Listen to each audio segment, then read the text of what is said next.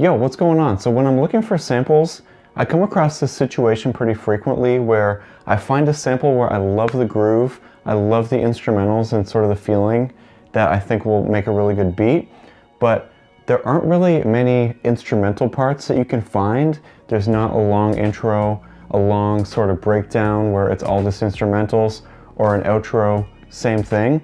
So I want to talk today about what I do in that situation and how I try to get around that and still pull a beat out of the song where there's really just a lot of vocals covering up those instrumentals. In order to do that, I've already found a sample that I think works well in this situation, so we can actually make a beat out of that sample, and I'll show you how I organize my samples and the sort of process I use to really pull out those instrumentals and pull out a full beat. The sample that we're going to be using today is off of this Jerry Butler record, Power of Love.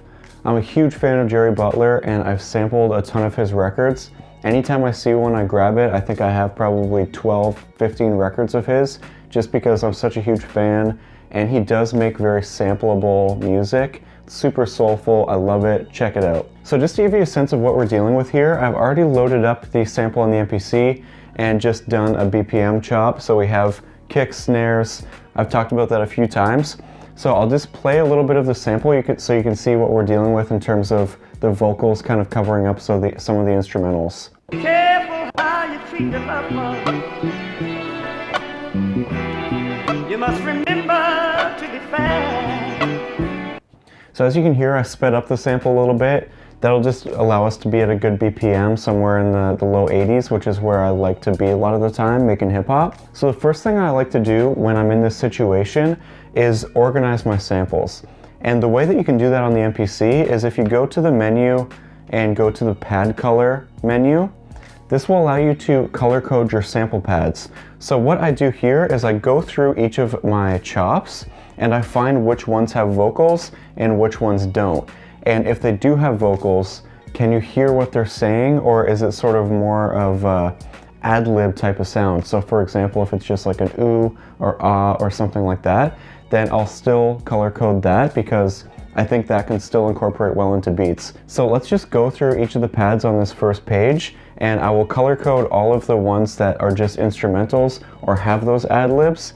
I'll color code those in red. And so to do that, I just want to go to bright, velocity, and single pad, and then I'm going to color code them all red. So we'll hear the first pad, and that's all instrumentals, just drums, so I'll keep that red. Let's go to the next one. Same thing. Same with the third. In the fourth, we have some vocals in there, so I'm going to put that back to no highlight. And then let's just keep going here. No highlight. No highlight again.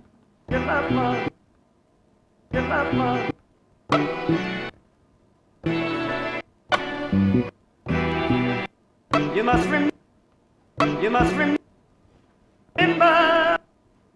to be fair. So this pad right here is an example of one that I would still highlight, because it's just like a ah almost. So during the beat we can still incorporate that, and because it's not actual words, it still sounds nice and doesn't really draw your ear as much as something that actually has words in it. So I'm going to highlight that one as well.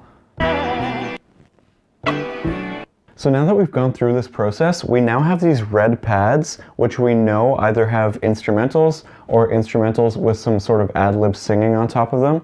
And with those, we now know the sort of box that we can stay within in order to come up with a pattern for our sample chop. So what I would do now is, since we have this sort of play box, you can mess around with the different pad sounds and see if you can come up with a pattern just with these highlighted pads. The other thing I like to do when I'm looking for a pattern to create is I like to try to find the pads that are very similar sounding. So for example, on pads 8 and 16, we have sounds that are very similar. Here's how it sounds. So when I'm making the beat, I know that these can kind of be swapped with each other so that we have some variability and sort of nuance in terms of those two sounds. So if I wanted to use one of those pads twice, I would just switch between the two of them rather than using the same one twice. That way we just have some variance in terms of the sound. So let's go through these red pads, see if we can come up with a pattern, and then I'll lay something down. Let's do it.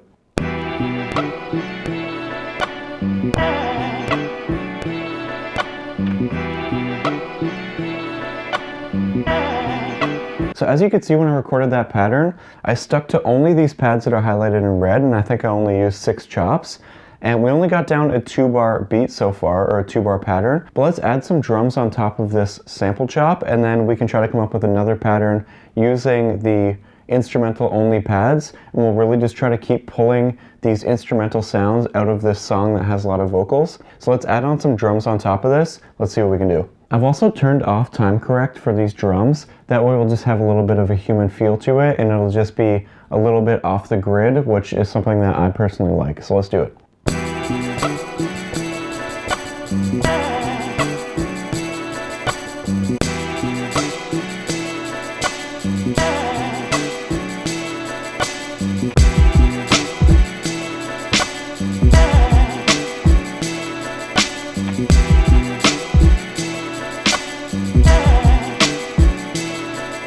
I really like how these drums are pairing up with the sample chop, and I think the beat is coming together pretty well so far.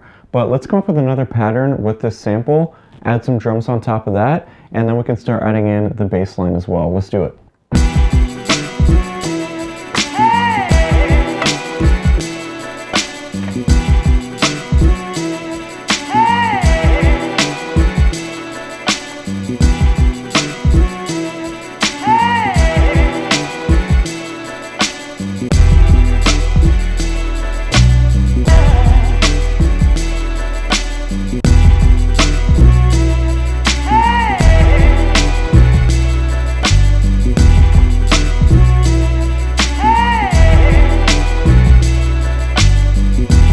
Okay, I think that wraps it up for this beat, and I hope this video showed that by organizing your sample chops, you can try to pull out some instrumentals from songs that have a lot of vocals in them. But I really hope you like the beat, and if you like the video, make sure you give it a thumbs up, and let me know in the comments what you want to see in a future video. Appreciate you so much for hanging out and making music. Love you so much. Peace.